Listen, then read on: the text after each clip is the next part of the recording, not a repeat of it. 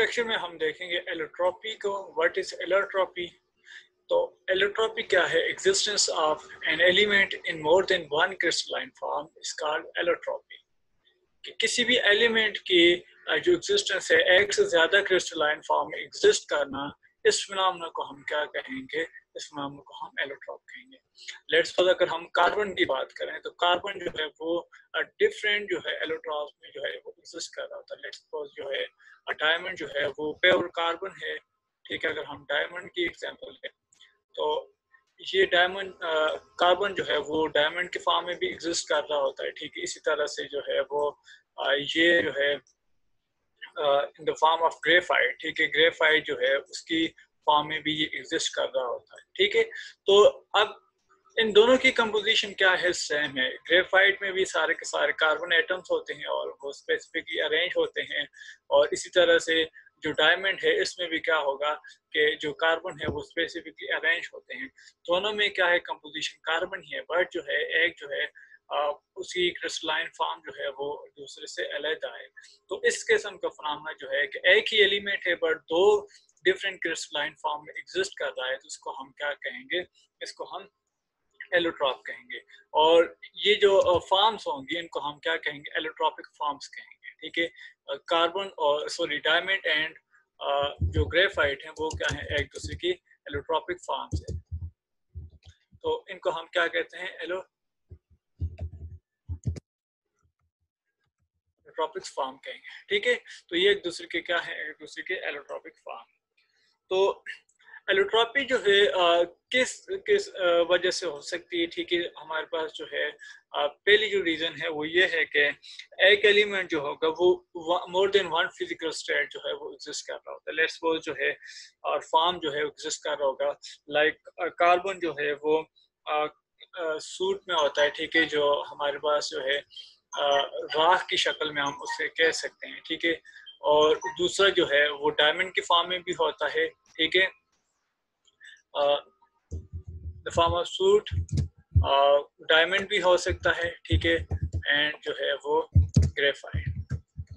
अब ये जितनी भी यहाँ पर जो है, अब तीनों में क्या है कि इसमें जो क्रिस्टलाइन फॉर्म है या तीनों में कंपोजिशन है वो बेसिकली कार्बन ही है, लेकिन जो डिफरेंस आ रहा है बेसिकली इनकी फॉर्म में आ रहा है या इनकी अरेंजमेंट में आ रहा है।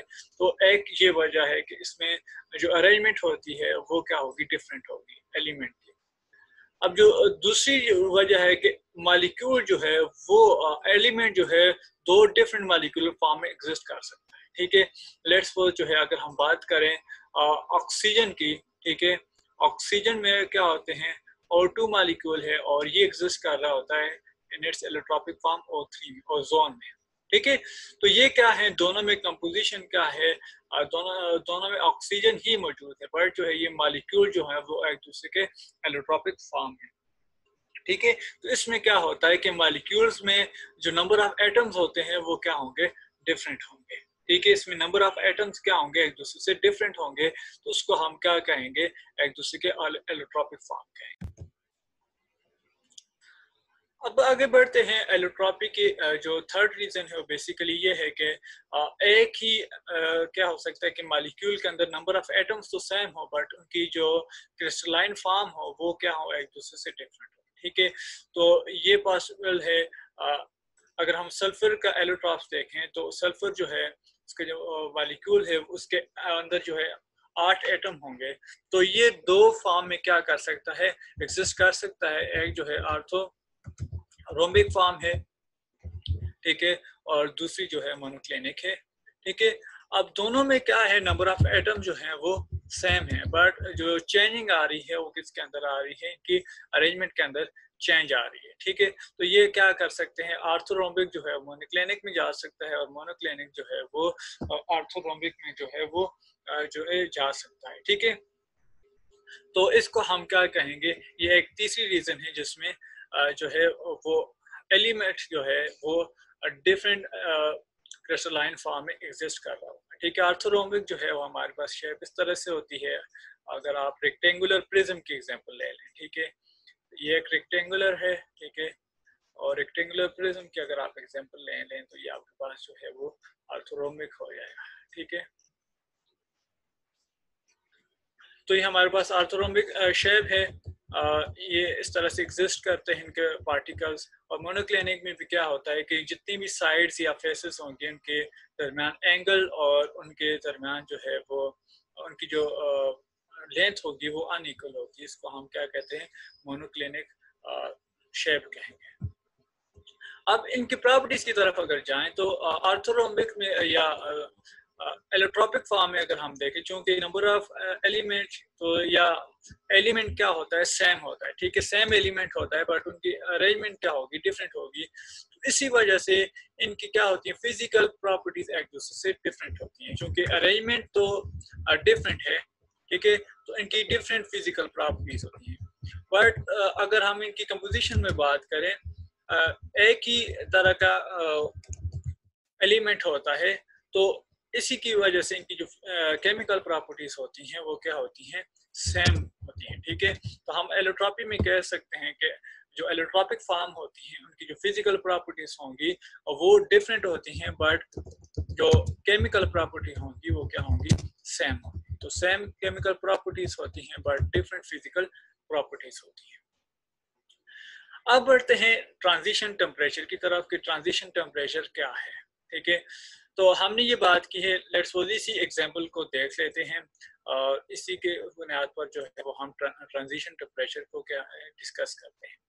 तो ट्रांजिशन कहते हैं चेंज को, ठीक है, जो चेंज आ रही होती है।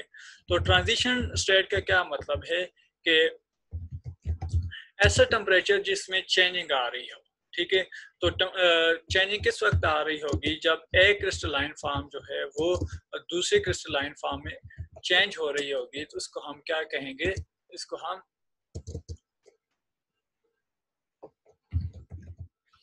हम ट्रांजिशन टेम्परेचर कहेंगे।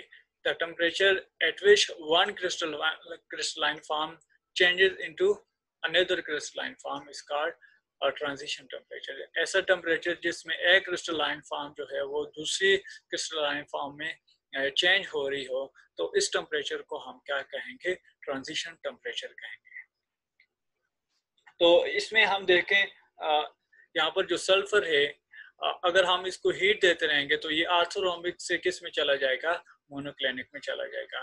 तो वो टेम्परेचर जिसके अंदर जो है ऑर्थोरोम्बिक सल्फर जो है वो मोनोक्लिनिक सल्फर में कन्वर्ट हो जाए, तो उसको हम क्या कहेंगे, ट्रांजिशन टेम्परेचर कहेंगे, ठीक है। तो इसमें क्या होता है, बेसिकली दोनों क्रिस्टलाइन फॉर्म जो है वो को एग्जिस्ट कर रही होती है इक्विलिब्रियम में, ठीक है। क्योंकि ये ट्रांजिशन टेम्परेचर है, यहाँ पर चेंजिंग आ रही है, तो इसका मतलब ये है कि ये दोनों एरोस जो हैं वो जाहिर करें कि इस टेम्परेचर के ऊपर जो है ये दोनों फॉर्म जो है वो एग्जिस्ट कर रही होंगी, कि ऑर्थोरोम्बिक जो है मोनोक्लिनिक में भी जा रहा होगा, मोनोक्लिनिक जो है वो ऑर्थोरोम्बिक में भी जा रहा होगा।